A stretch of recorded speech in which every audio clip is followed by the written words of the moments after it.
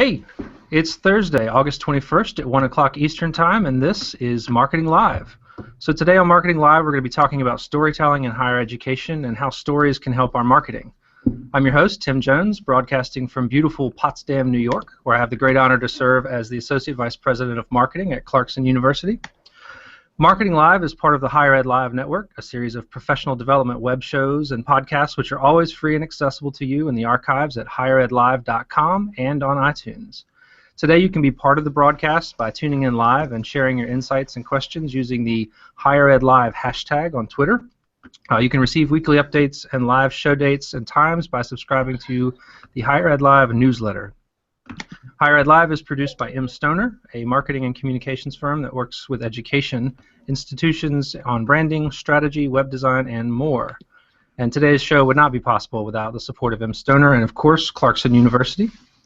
Marketing Live is sponsored by FormStack. FormStack is a robust online form building solution with intuitive drag-and-drop interface.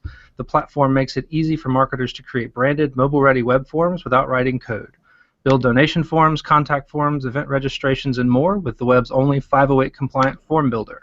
Publish your forms and use FormStack's social media plugins to maximize your traffic. With in-app analytics and partnerships with popular marketing tools, you can get even more out of your captured data. Visit the www.formstack.com to learn more about the ways FormStack can double your response rates. All right, so welcome everyone to this week's episode. We're lucky to have two exceptional guests in Georgy Cohen and Dave Pond, both of whom have worked in different writing and content creation capacities, I think, through their careers, and both of whom have done excellent work in higher education. So as sort of an introduction, instead of trying to remember what your titles are, I thought I'd give you each the chance to describe a little bit about your professional background, and particularly today, since we're talking storytelling, how storytelling and sort of solid journalism and good writing and narrative have all remained constant through your careers and sort of the different places that you've gone. So, Georgy, why don't you start us off? Sure, thanks, Tim. I'm psyched to be on the show. So I'm Georgy Cohen. I am the Associate Creative Director for Content Strategy at OHO Interactive, which is a digital agency based in Cambridge, Mass. We do a lot of work in education, also healthcare, travel, and other industries. I just started here, so I know where the bathroom is and everything, so that's cool. But it's fun. Before being at OHO, I worked at Suffolk University and Tufts University, and also as an independent consultant to higher ed, focused on digital communications and content strategy. I also co-run Meet Content, which is a resource for higher education all about content strategy. And my background is in journalism. I actually got my start as a journalism major and working for the Boston Globe's website. So that's my foundation, that's my training. And that's how I approach everything, even today. I sort of approach it with that journalistic perspective. So in terms of that sense of finding stories and thinking about narrative and all that, like, I find that whatever I'm doing, whether it's like, you know, writing a news story, or if it's thinking about the content strategy for a site, for an organization, or if it's thinking through some aspect of a digital experience, I'm always trying to think about how it is that we're trying to tell people a story and get people engaged in something and connect with them. So and always asking the right questions. I find that questions always sort of propel your way towards the best answer that you're going to get to. So that's, you know, to the point about journalism, that's always sort of, I found that infused throughout the work that I do even today. Excellent, yeah. Dave? Thanks for having us, Tim. I'm currently the program manager of content strategy at H&R Block in Kansas City, Missouri, home of the first place Kansas City Royals. I direct all kinds of strategy and content creation for basically a whole suite of digital tax preparation products now. Before that, I was in financial as a senior content strategist at B&T in Raleigh, North Carolina. And then before that, at NC State, where I was the university's first real web content editor and producer. So, like Georgie said, I was a journalist first, and Tim, I know you were as well. And I think really going from journalism to higher ed and then into corporate, I found any online content really has the ability to share a story, and it all ties back to brand. And it is really finding the best way to reach the specific audiences you're aiming for, and then that allows you to maximize your content potential. Excellent. Yeah, I think it's interesting that all three of us started at some point in journalism. And my first job out of college was as a reporter at a semi-weekly newspaper in Southeast Virginia, where I learned I say this all the time, no disrespect for my alma mater, but I think I learned more in the first 3 weeks there about writing than I did in my English degree in undergrad, because it's brutal, and you got to learn how to write fast, and you got to learn how to tell good stories, and people will criticize everything in journalism. That's part of what makes it exciting, is being able to reach that many people and having that kind of sensibility to what people actually want to read rather than what you want to tell them sometimes, and sort of balancing that out. It's pretty fascinating. So, quick reminder to guests: if you have questions for us or want to get on and join the conversation, just use the Higher Ed Live hashtag, and we will keep an eye on that during the show.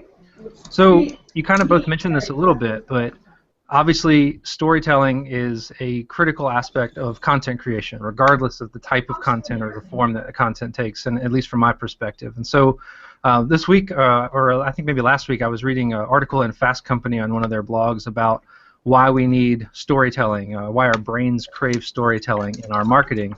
And I linked to that in the preview post, so I can link to it again. But I don't want to spoil it for anyone. But the end result is stories are really, really important to marketing, and effective marketing in particular. So I think that as journalists, you kind of know that intrinsically. It's sort of what you build your career on. But for others, it's not necessarily that easy. We think information and story kind of aren't always the same thing. So I think in higher ed, you have to really put those two things together and always focus on story.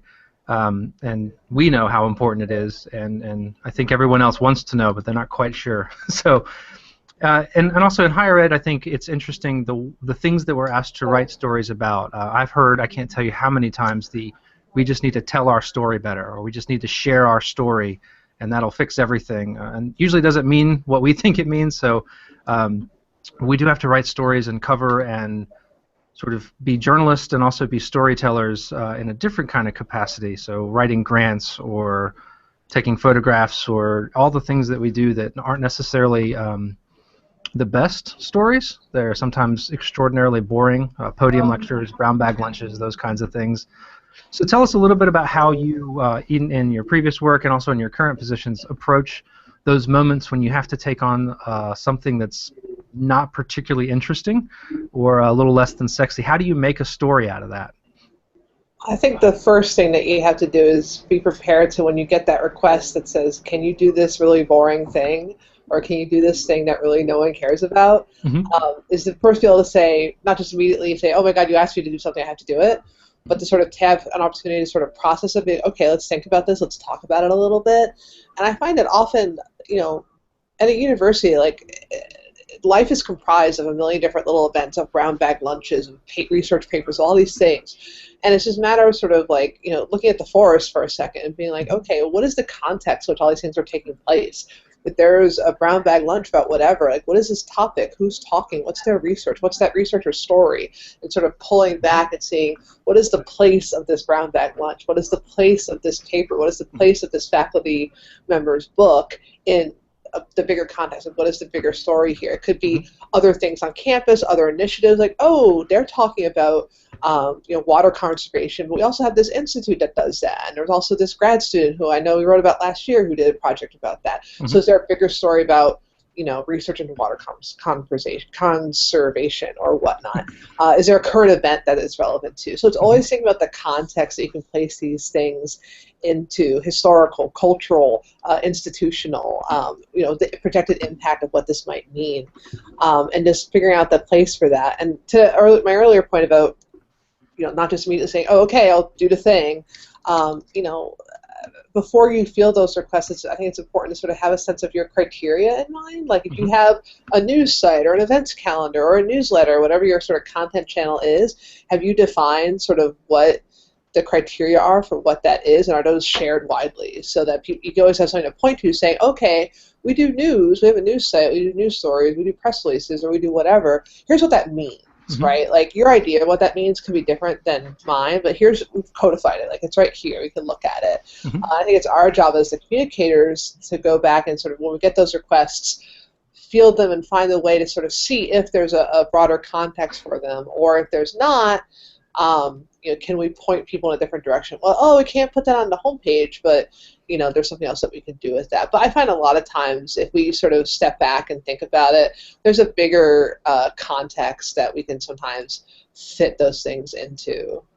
Yeah, so looking for that sort of tie to the bigger picture, I think, is a lot of the job of the university or institutional writer in general, just finding out how it's a part of that broader sort of umbrella narrative in some ways. Yeah, that's fantastic.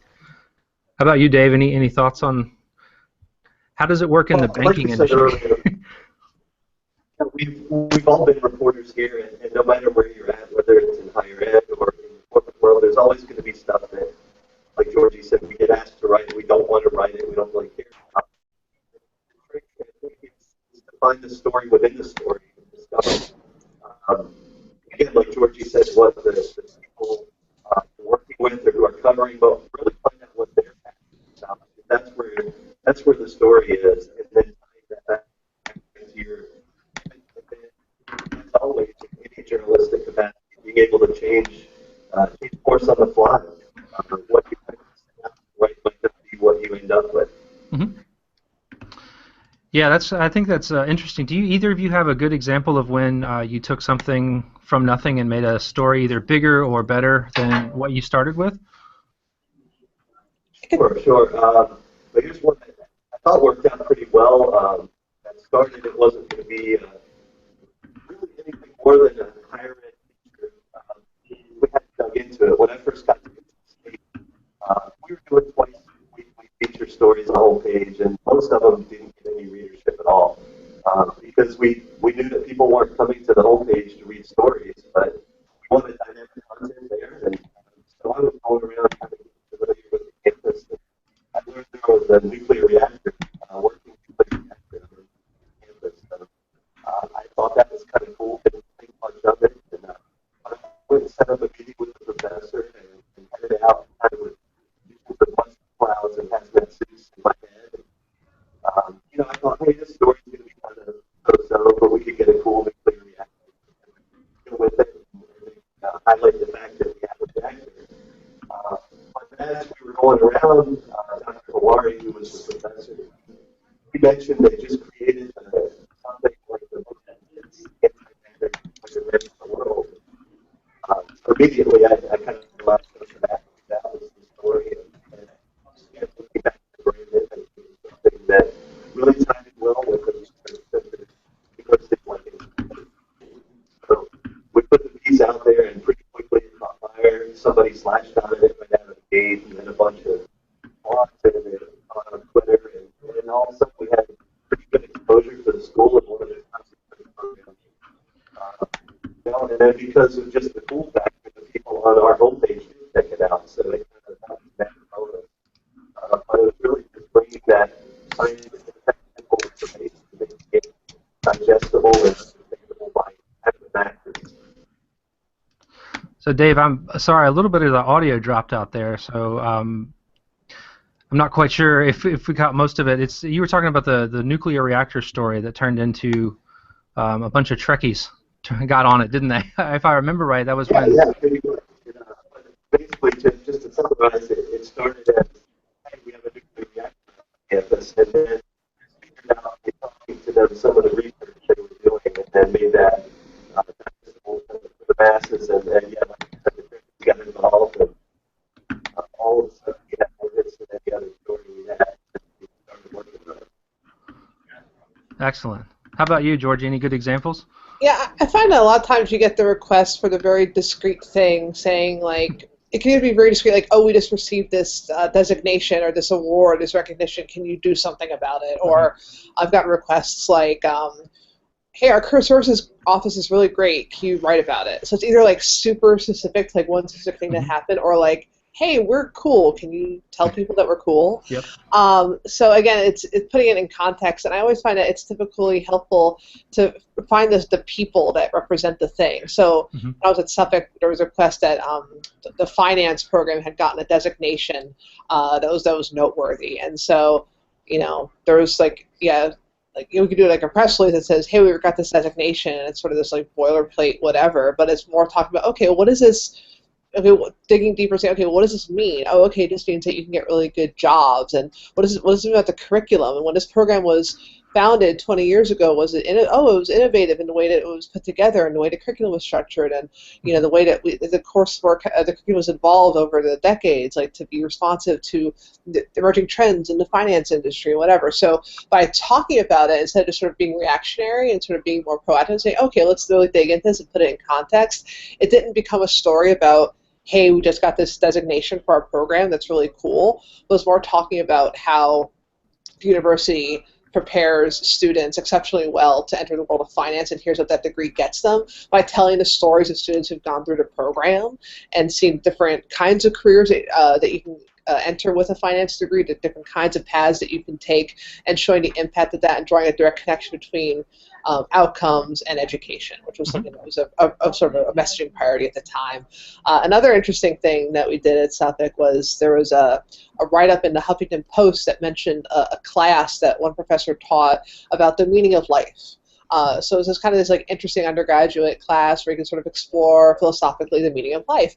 And so the request was like, oh, can we do something about this HuffPo write-up that we got about the course on the meaning of life? And I'm like, well, we could, but what else could we do? So we actually took it, brought it into the real world, not just online, and we put up a big canvas in one of the cafes and put up a bunch of Sharpies and wrote on the canvas, what is the meaning of life? And had a bucket of Sharpies there and invited students to come and write on the big canvas, what is the meaning of life?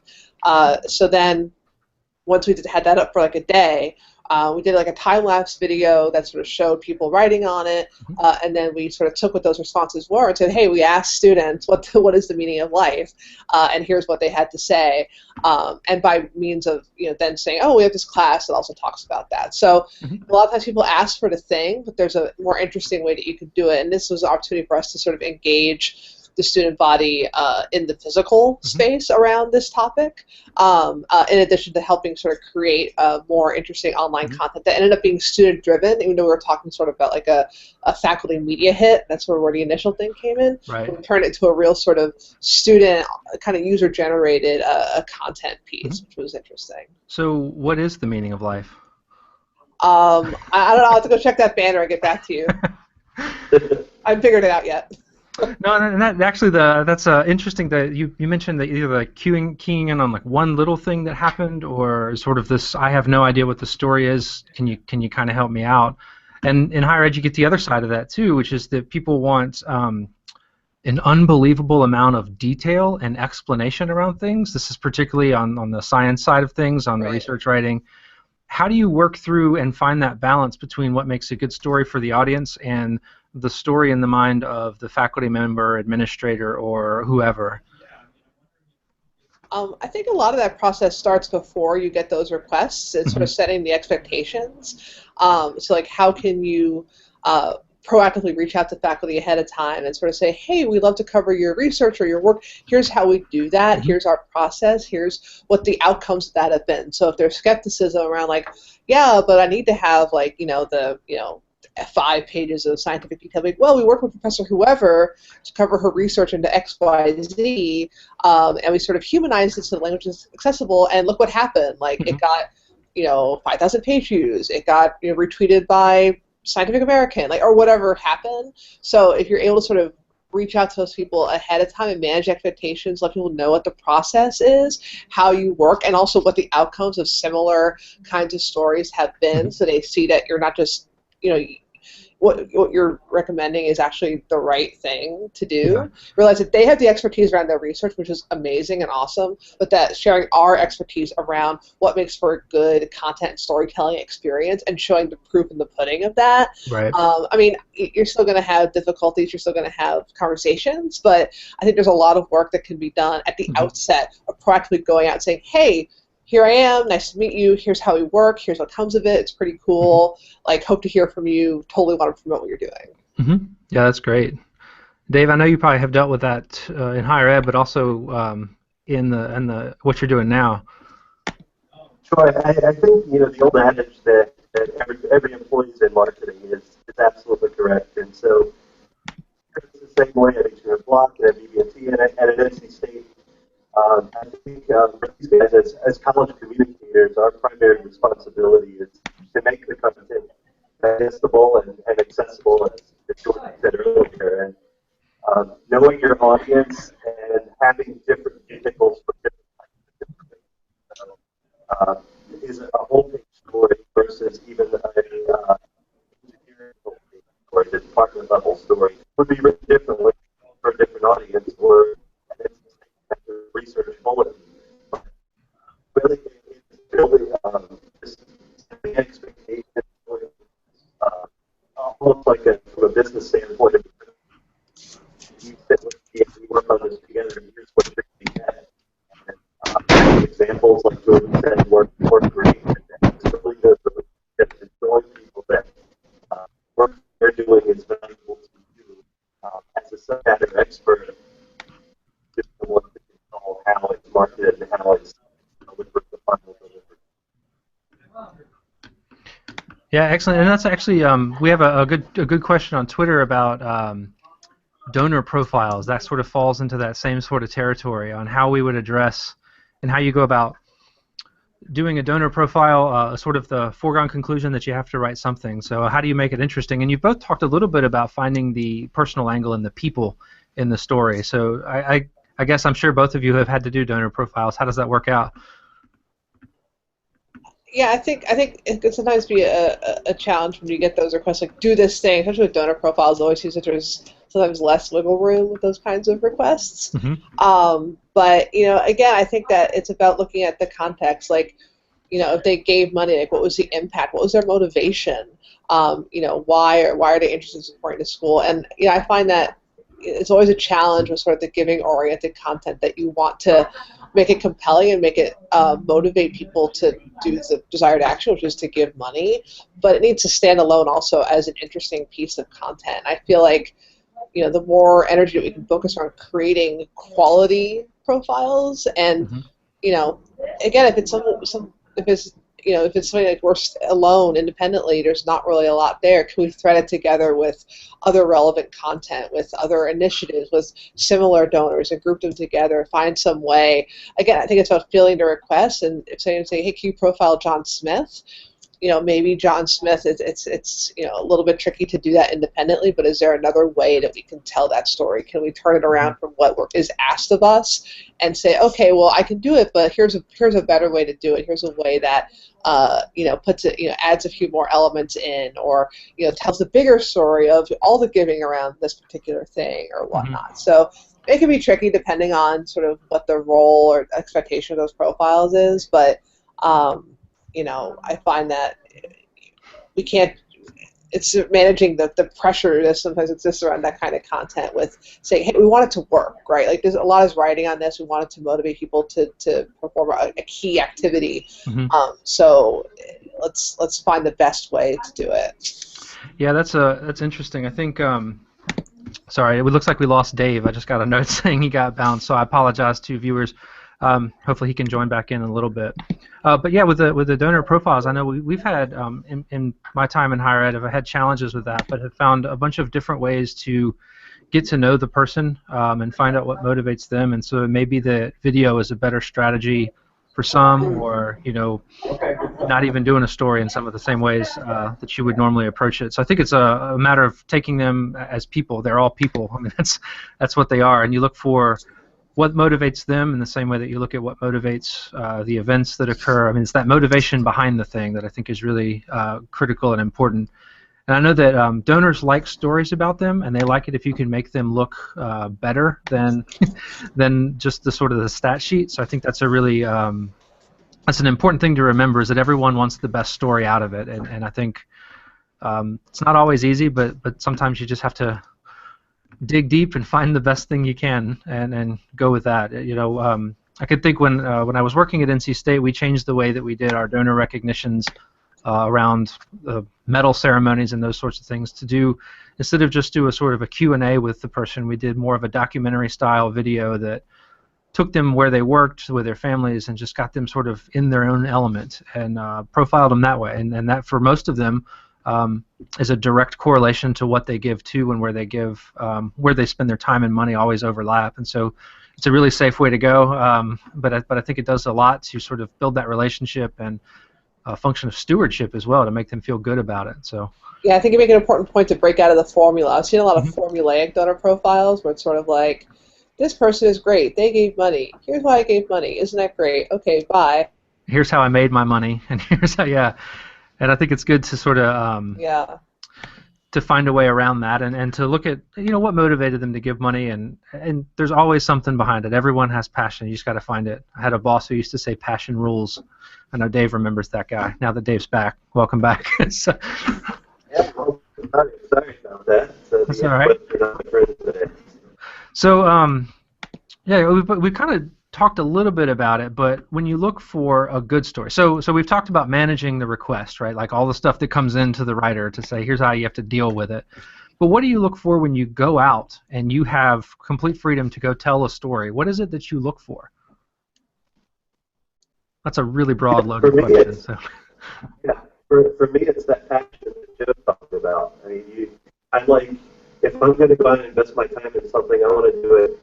I want to get to the people they're talking about, because then the story becomes less of a press release, and you can really sense their passion and their what they are trying to tell you within the story, and then the brand message overall. So I mean, you guys know there's a difference in reading a press release and reading an article about the exact same thing.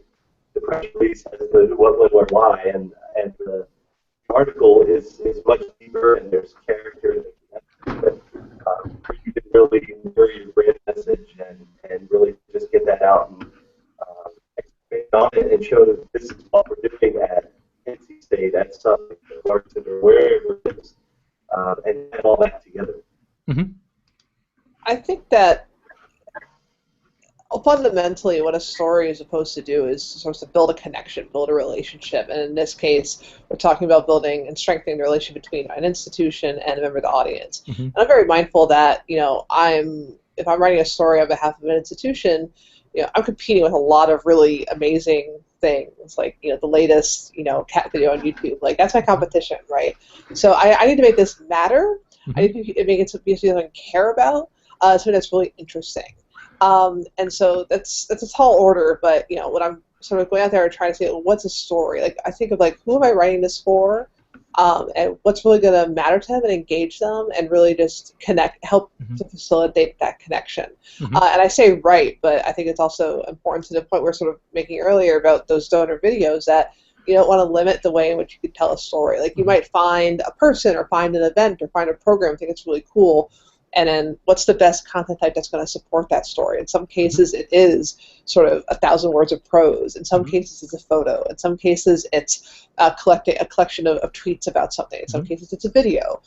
So it's also thinking through what's the best way to tell that story. I also think that it's okay to have different tiers of stories. You can have stories that are sort of like, here's how we're saving the world, and it's sort of like very hefty and important. And then there's stories that are saying, we have a lot of cool student bands on campus. Like, here they are. And they're different things. And obviously, in one sense, one is more important than the other, but in another sense, they both have a place.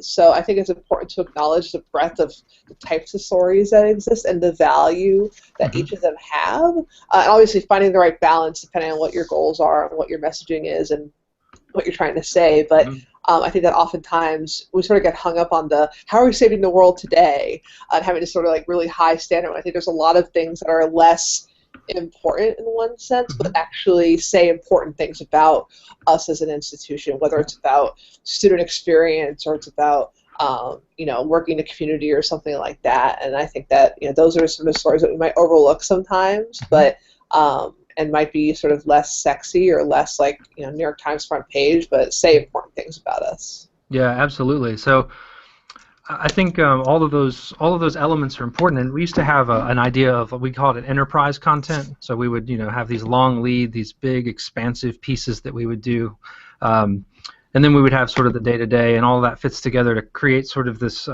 broader, I guess, continuum, the sort of overarching narrative for a university, and recognizing that you need different pieces to fill all of those spots, I think is a really helpful and a really good approach to storytelling, and thinking about it in total rather than individual, particularly when you write for an institution. I think that's critical.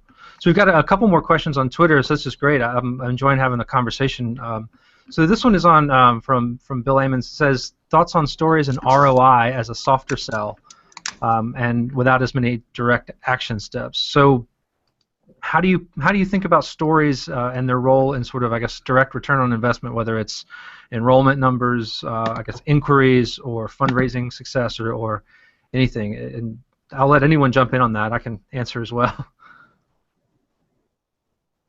Well, I think the story is not we need money or we need more students or whatever that is, but coming back and making your place where people want to come to, want to invest, not only financially but also personally, and telling good stories and showing what can happen on campus, what happens on campus here, what can really set you apart from different universities. And one thing we talked earlier about good examples where we talked about less than sexy opportunities. I think one thing we really missed out on at State that I would have liked to do more of is personify our leaders a little bit more.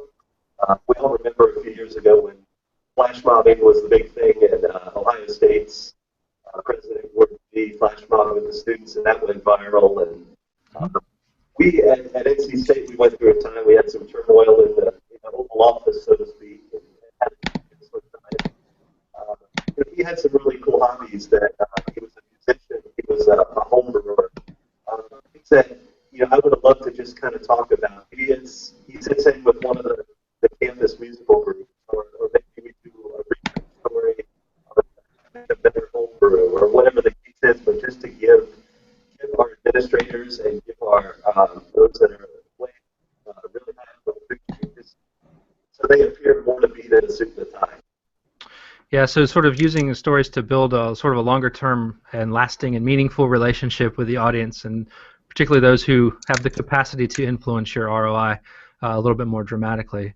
Yeah, absolutely, and I think that's an important part of it, because to me, storytelling fits at the front end of the cycle of influence. You have to raise awareness, become liked and trusted before you can motivate action.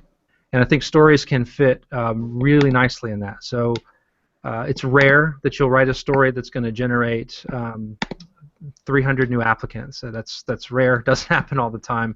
But it certainly does fit and play a part in that ultimate outcome. So and that gets into both of your expertise in content strategy and sort of writing influential content and moving things along, but not putting the entire burden on a single story. And I think that's important. And with regard to return on investment and the softer sell, I think you have to remind people that influence takes time. It's not instantaneous, and stories fit in a lot of different places, but they can certainly provide the framework for people to have that relationship with the brand, or at least some consistency in that relationship. So yeah, I think they're critical and important, and we need to find better ways to draw those connections between the stories that we tell and the outcomes that they influence. And I think that if you, I'm thinking back to like April's past, and there's always this like pressure, like, oh my gosh, what are we going to put on the homepage during April when everyone's coming to the homepage and looking to learn about the institution? Like the story that we post on the second week of April will make or break whether we make our numbers that year, right? And it's like, well, I don't know if it really works that way. Yeah. But I mean, we'll be thoughtful about it in that context, but it's not like the other 11 months of the year we're like, whatever. But I think that, again, to the point about content strategy playing into this, like all along, like we should be planning our coverage, not just sort of like throwing things out there, reacting to what's thrown at us. So if we're saying, oh, okay, here's our message, here's who we're talking to, we're trying to reach these people, we're trying to, say these things to them, we want to motivate these actions, understanding that it's a long game, right? It's not something like, I'm going to put up a story today and then in a week I'll see that all these things happen. Relationships take time, right? How many people meet and then marry the next day? Not that many. We're not Britney Spears over here. We have to sort of, make it last time. So again, if we're purposefully crafting stories that adhere to these certain goals, that later, talking about like the voice and tone that we're writing these stories in, like how are we saying the things that we're saying, let alone deciding what we're going to say. Over time, that sort of helps build that case for it. You can measure all this stuff, but I think it's, again, to your point, educating people that it's not something where it's like, let's publish a story today in a month to see if we hit our numbers. Like it's a nurturing, it's a cycle that you sort of take people through. Yeah, absolutely. I think that's it's easy to forget there's a lot of urgency in higher ed, and I think that's one of the things that we have to work with, and also try and find ways to use it to our advantage, but also educate around that idea that influence and relationships take time. I think that's fantastic. So another question from Twitter, and this one kind of goes back to a little bit of what we were saying earlier, sort of the management side of it. How do you deal with the individuals who say, I get to approve the story, right? How does that work? I know that I've worked in a couple different places, and they all have different policies, and I'll say without revealing too much that it always depends on who's asking that question. At least it depends on how likely they are to, let's say, damage the creative integrity of the writing, or we talked a little bit about the overdoing it and imbuing it with so much detail that it loses its soul, that kind of stuff. So how do you guys deal with that? Well, a lot of what we did on campus, I mean, I considered was, not from a journalistic standpoint, we're obviously going to put the best thing we can on something to promote the university or whatever our message is. So I would work, and that goes back to what we talked about earlier, building relationships. I would work closely with whoever I was working on the story with, whether it's a professor, whether it's an administrator. But I wanted to make sure that they wanted to say context of it got across, how it was said would be up to me.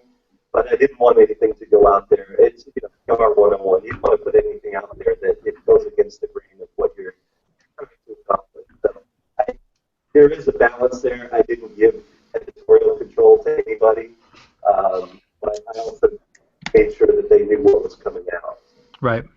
Yeah, I think I talked about this a little bit earlier, the idea of the upfront education, so that before you get to that point where it's like, crap, we really need this to go out on Wednesday, and I'm having this like tussle over email with this staff member on Tuesday afternoon, that I've gone through and educated and outlined criteria and shared those. It's not just something I invented in my head that I'm saying like, oh, well, what about this? Yeah. It's something that's out there. It's not some sort of a secret. It's communicated. It's discussed. And I think that a lot of times, like, again, being a former journalist, like, when I first entered higher ed, I was like, no, like, my story is perfect. Like, what can you possibly do to make it better? But, they have expertise, and if nothing else, it's super important to get especially if it's research or a field that is not your background or your expertise, to get that check and be like, H2O is water and not carbon monoxide, right? Or whatever. But, getting the check and getting the facts straight, which is the really valuable part of that check. But, again, it's about creating a framework and expectation around respecting each other's expertise, and saying, hey, you are amazing at your research. I am kind of amazing at publishing content. So let me share with you and educate you on how that works, and here's the outcome of it, so that you understand it, and it's not just me seemingly making things up and being arbitrary. It's an established process, and it's how we work, and it gets the job done. Yeah, and there's always room, I find, at least with faculty and others, if you suggest a way to do it, say, can I say it this way? Is that misleading? Is that okay? Is that kind of accurate, or at least does it get to it?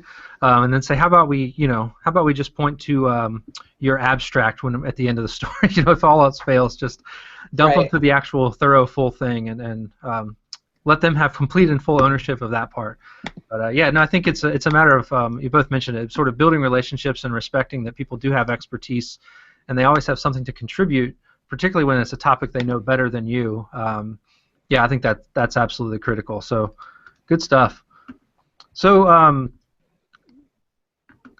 sorry, I lost my place a little bit, but we talked a little bit about this, retaining that idea with voice and tone, and the idea of kind of retaining that broader narrative. So I'm always a fan of the narrative approach to pretty much anything. I think it's a vastly superior way to do it, and that's partly why I left journalism, why I left reporter status, is because I didn't feel like that was necessarily happening all the time. But talk a little bit about how you retain those elements of sort of your big brand narrative, so your institutional level narrative across different types of content. I know, George, you talked a little bit about this and sort of picking the right content channels and sort of content forms to tell the story. How do you retain that sort of cohesive brand narrative across those channels? I think it helps by before laying out that sort of framework for how you just manage and plan your content. Again, so it's not just sort of like things pop up, things live in inboxes. Yeah. Things are drawn out and are more part of a strategic, proactive planning process so that you can think about what those narratives are, think about what those messages are, those brand attributes, whatever, and tie things back to them. And I think it's also important to bring all the people together. So if you have, talk about going across channels, so if you have, excuse me, if you have like a news officer, you have a web content writer, you have a social media specialist, you have a videographer, you have a photographer, you have the writer over in engineering, you have all these people. Finding a way to sort of bring people together around so they can, number one, know who each other are. Sometimes it's not the case, depending on how you're organized, and also collaborate and try to share a sort of, organization and collaboration processes as much as possible. So is there this is kind of a unicorn thing, but can you have sort of a shared editorial calendar that sort of not just says, okay, we're going to publish a story about the engineering thing next Tuesday, but says, okay, we have these sort of like, 5 or 7 or whatever sort of key messages that we're always trying to reinforce. This story ties to this message, or this story ties to that message, so that you have this sort of baked into your planning, besides just scheduling an assignment, what sort of brand attributes or overarching messages and stories or narratives that these things align with, so you can make sure that you're in the right kind of alignment of messaging and balance that you want to convey. The other thing I think that you can have sort of back-end processes that support sort of your offline planning. So, tying things to a taxonomy or tags that sort of help you link different pieces of content. If it's something where you always hashtag your science research tweets with something that is some sort of branding hashtag that, tags those saying, hey, we're, really on the forefront of research and whatever, but also just serves to sort of unite that content. Or in the back end, that there's a taxonomy that again links all that content together in some way. So I think there's offline and online ways that you can sort of reinforce the narrative, both in how you're planning it and in how you're publishing it. Yeah, that's great. I know both of you probably have a lot of advice on the tools you can use to do that. I think that's a critical piece of it. I think one of the better strategies that at least has worked for me is to have some kind of bare minimum language constructs that help to do that. When we were doing a anniversary celebration when I was at NC State, it was for the 125th anniversary, and it was about transformation. So we tried to craft headlines that used from to, like from this to that. And so if we couldn't come up with any other way to do it, we at least had that because it indicated some sort of change and transformation. And that really helped educate others and sort of how to, oh, okay, now I get it. I can say from this to that, my work is actually advancing this to that. And those kinds of sort of elements or those tools that can really help provide some semblance of cohesion, I guess. But so using tools and sort of the planning and sort of the collaborative piece of it, all that stuff comes together, and that's what's so fun about storytelling in higher education is there's so many pieces, but there's always sort of that core, and there's sort of that fundamental identity that always sort of runs through everything. I think it's fascinating to try and draw that out. And I think one other thing that's cool in terms of collaboration is, and I agree that having a content roadmap is key, and I know we used to we take the editorial calendar and put that on top of the athletic calendar and the social calendar and do services calendar, things like that. But you can do packages that aren't just packages for the 125th anniversary that you mentioned earlier. You could have, you could work with new services. They know they're putting out a press release next Thursday on a specific topic. I could do a feature story related to that topic at the same time we could have some other form of video on our YouTube channel that kind of looks at it from a whole other angle. So you get all these different audiences talking about the same thing. You're walking in step with each other, but you're attacking it from different directions. Yeah, absolutely.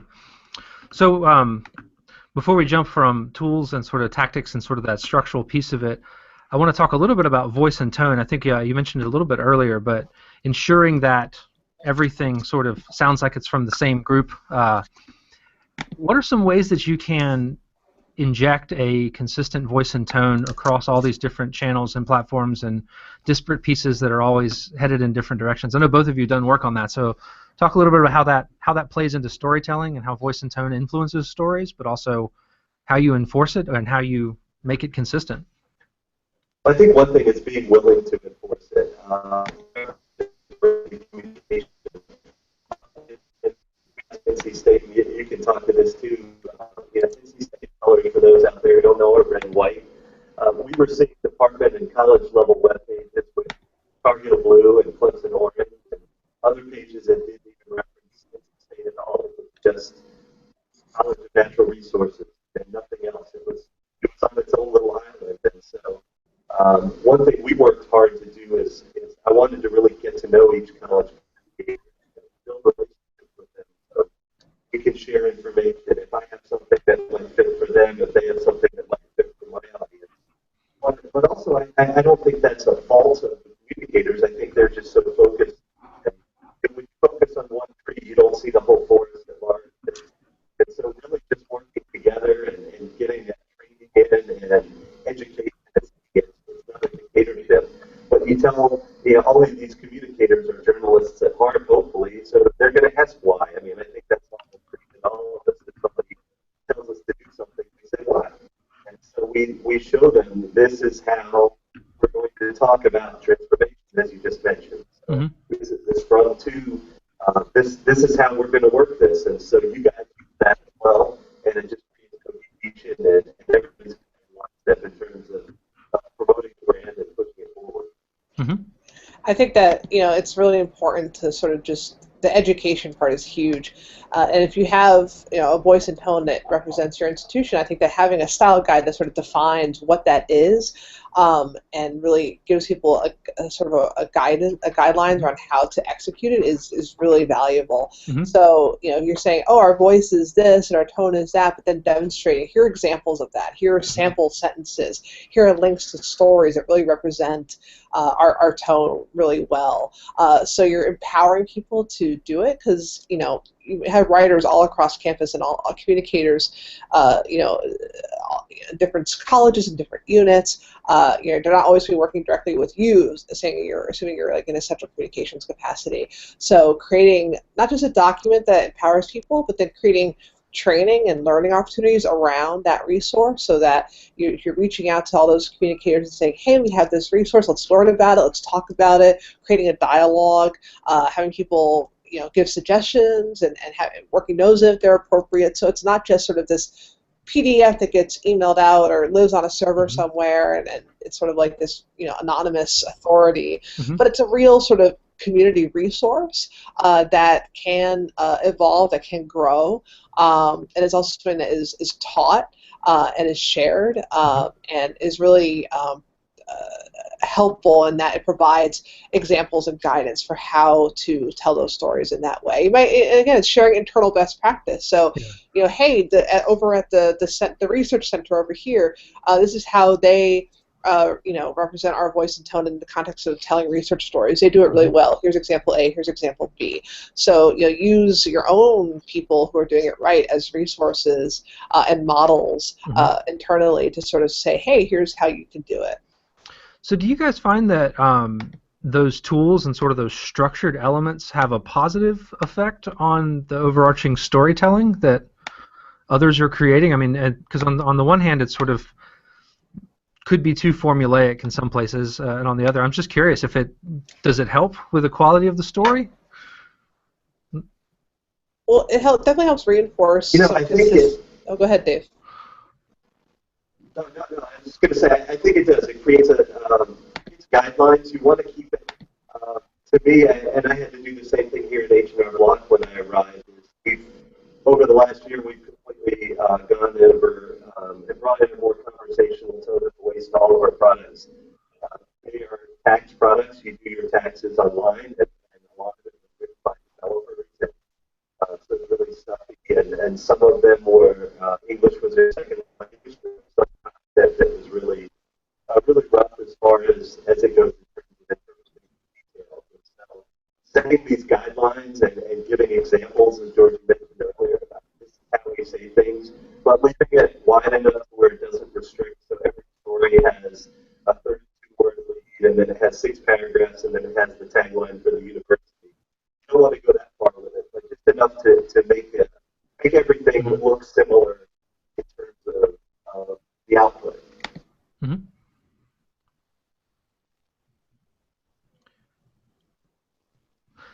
So I think we talked a little bit about how they can help, and I think those structured elements can help with the quality of writing certainly, and should have a residual impact on the quality of the story too. So what other methods do you guys use or approaches to teaching other people who maybe aren't the best writers or best storytellers, or who can't always find the story? I know that it's not uncommon for any institution or organization that's as broad and wide and decentralized as higher ed to find what you could nicely call a wide variety of skill sets with terms of writing and storytelling. But a lot of that is education, and you've both talked a lot about the critical role that education plays in becoming better storytellers and writers. So what are some other ways that you reach out and try and get people thinking about stories in a different capacity, or improving the ones that they're working with already?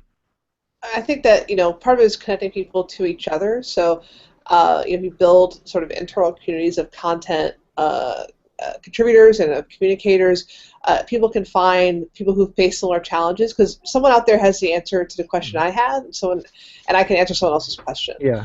So the more you can connect people to each other, sort of making up for the fact that not everyone does have sort of this like wide range of skill sets, and helping fill in the gaps just by connecting people to one another. Rather than it can be a lot, especially if you're in that central communications role. Like you're not gonna have everyone like sending story drafts to you to edit. You wouldn't get anything else done.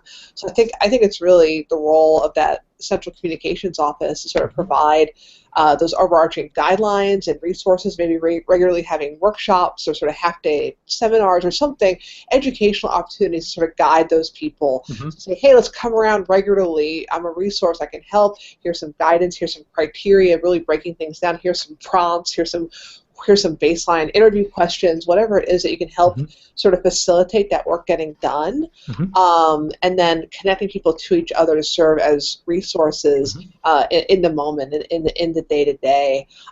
So hopefully, that combination of community, of you serving as sort of like a resource and creating guidelines and criteria to sort of help facilitate the creation process can reinforce quality storytelling.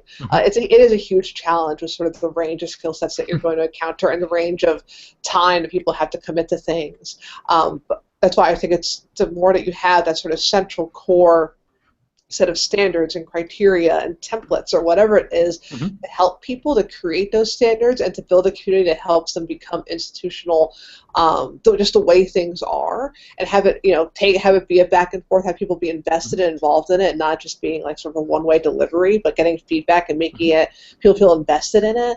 Hopefully that sense of investment and buy-in and belonging and knowledge and community will get people invested in telling stories the right way and in a consistent way institutionally. It's a tall order. I just say, I'm like, oh, just do these 18 things, it'll be fine. But I think that it's a process. Education is always a huge process. It takes a lot of time to create and share and train on guidelines, but I really think that, especially given how disparate are at any institution the communications capacity is. The more knowledge and the more connections you have, however those end up playing out, the better off you'll be. Yeah, that's great. So I have we're almost at the end of the show, so I have one loaded question for you at the end. We're talking about tools and things that you can use to help other people become better storytellers, and I think you mentioned this at the very front of the show, Georgie, that the importance of the questions you ask to people. So as your gift to the community here, what is the one question you wish everyone would ask in an interview?